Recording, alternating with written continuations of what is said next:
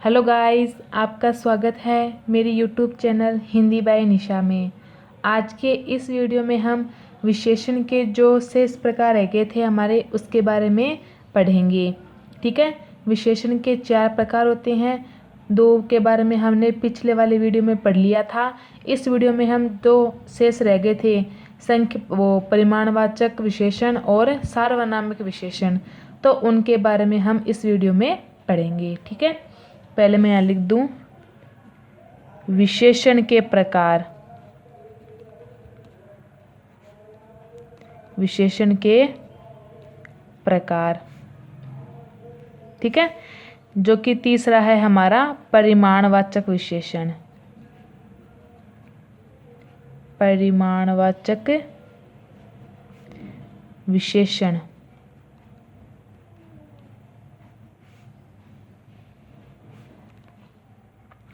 परिमाणवाचक विशेषण में मैंने आपको बताया था कि इसमें जो नापतोल की वस्तुएं हैं उनके बारे में पता लगाया जाता है, वो ही हमारा परिमाणवाचक विशेषण कहलाता है। ठीक है, जैसे इसकी डेफिनेशन लिख दूं यहाँ पे, जो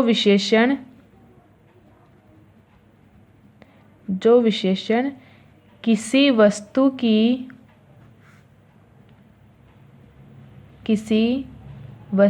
की नाप या तौल संबंधी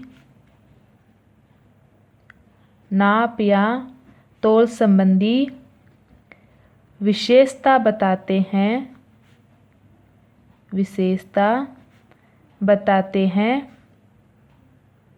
उन्हें परिमाणवाचक विशेषण कहते हैं।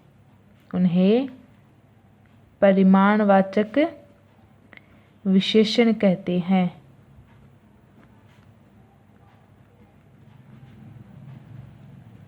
ठीक है, जो विशेषण किसी वस्तु की नाप या तौल संबंधी विशेषता बताते हैं उन्हें ही हम परिमाणवाचक विशेषण कहते हैं। ठीक है, अब परिमाणवाचक विशेषण में आपके 2 प्रकार होते हैं। जैसे हमने पिछले वाले वीडियो में पढ़ा था, सेकंड नंबर जो हमारा ये टॉपिक था कि संख्यावाचक विशेषण किसे कहते हैं, उसमें भी 2 प्रकार होते थे।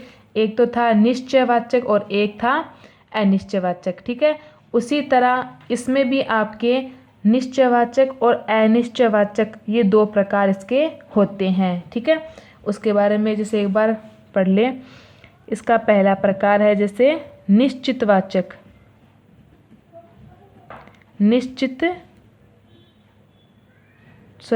परिमाणवाचक विशेषण। निश्चित परिमाणवाचक विशेषण।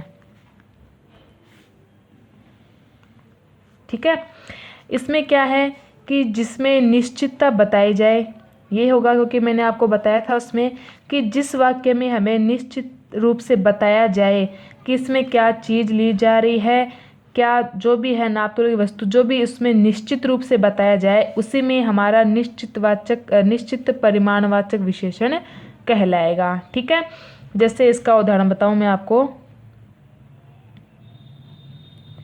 इसका उदाहरण है, जैसे पहला उदाहरण मैं ले लूं कि हेमा 5 किलो चीनी लाई।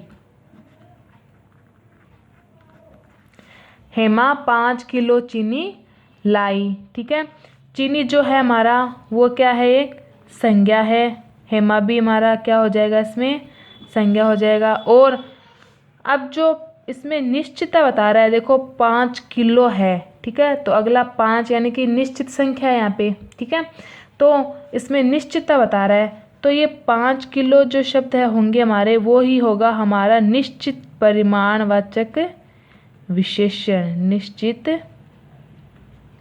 परिमाणवाचक विशेषण।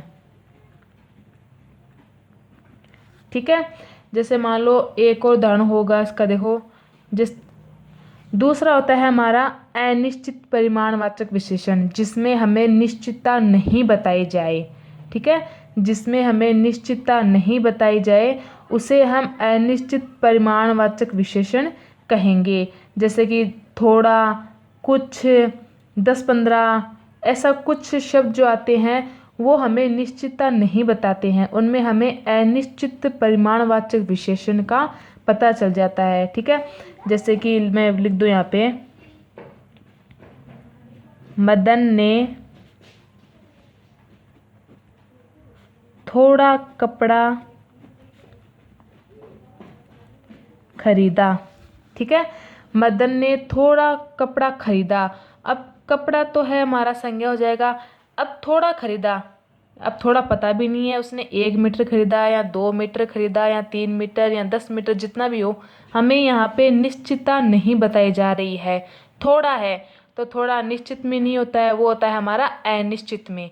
ठीक है, तो इसमें हमारा हो जाएगा अनिश्चित परिमाणवाचक विशेषण। ठीक है,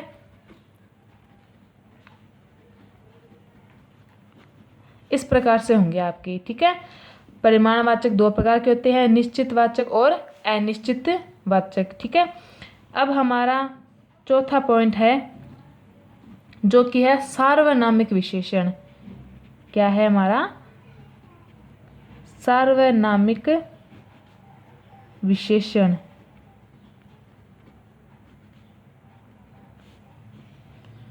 ठीक है, अब सार्वनामिक विशेषण, इसके नाम से पता चलता है कि सर्वनाम का नाम बताने वाला, अर्थात ऐसा विशेषण शब्द जो है तो सर्वनाम पर विशेषण का कार्य करता है।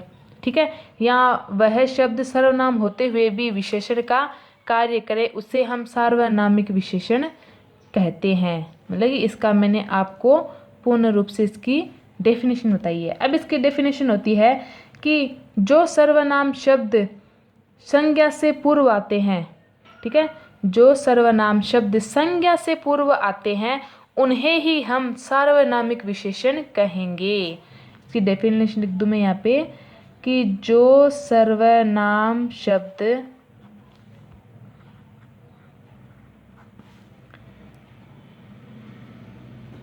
संज्ञा से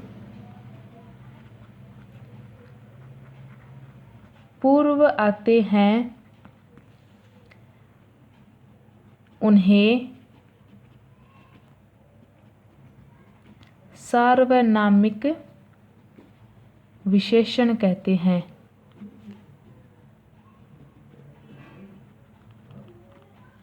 ठीक है, जो सर्वनाम शब्द संज्ञा से पूर्व आए उन्हें ही हम सार्वनामिक विशेषण कहेंगे। ठीक है, अब जैसे इसका उदाहरण बता दूं मैं आपको, जैसे इसमें बच्चों को काफ़ी कन्फ्यूज़न होता है, सार्वनामिक विशेषण में बहुत को कन्फ्यूज़न हो जाता है, तो उसका आज मैं आपको अच्छी तरीके से बता दूंगी।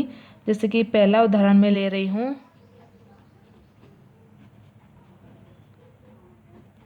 पहला उदाहरण है हमारे जैसे, यह घर मेरा है। ठीक है, इसी का ये एक वापस कर रही हूँ, जैसे यह मेरा घर है। ठीक है, दोनों का मतलब एक ही है, लेकिन बोलने में थोड़ा सा और शब्दों, यानी कि इन दो शब्दों को आगे पीछे होने से इन दोनों में ही सार्वनामिक का और सर्वनाम का पता चलता है। ठीक है, जैसे इसमें है कि यह घर मेरा है। ठीक है, यह घर मेरा है, दूसरा है कि यह मेरा घर है, दोनों का मतलब एक हुआ, लेकिन इन दोनों में अब फर्क क्या हो जाएगा कि सार्वनामिक कौन सा होगा और सर्वनाम कौन सा होगा इनमें। अब देखो डेफिनेशन के हिसाब से चले तो देखो कि जो सर्वनाम शब्द संज्ञा से पूर्व आते हैं, ठीक है, जो सर्वनाम शब्द संज्ञा से पूर्व आते हैं उन्हें हम सार्वनामिक विशेषण कहेंगे। ठीक है, अब जैसे मान लो ये आपका एक उदाहरण है, तो इसमें आपका सार्वनामिक विशेषण नहीं होगा। क्यों नहीं होगा? क्योंकि इसमें हमारा सर्वनाम ये है पहले, ठीक है, लेकिन इसके बाद में इसके जस्ट बाद में कोई संज्ञा नहीं है। ये दोनों सर्वनाम में आ रहे हैं, इसके बाद में संज्ञा नहीं है, तो इसमें आपका सार्वनामिक विशेषण नहीं होगा। इस बात का आप ध्यान रखेंगे। ठीक है, इसमें आपका सार्वनामिक विशेषण नहीं होगा। ठीक है। अब दूसरा है, देखो, यह घर मेरा है। यह आपका सर्वनाम शब्द है। घर जो कि एक संज्ञा है, मकान है, घर है, ठीक है। तो इसमें संज्ञा के सर्वनाम के जस्ट बाद में आपके संज्ञा शब्द आ रहा है, तो इनको हम कहेंगे सार्वनामिक विशेषण, ठीक है।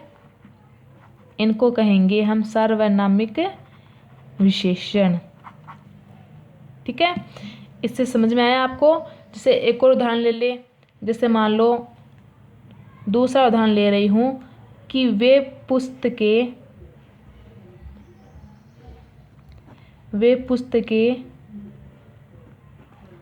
मदन की है, ठीक है।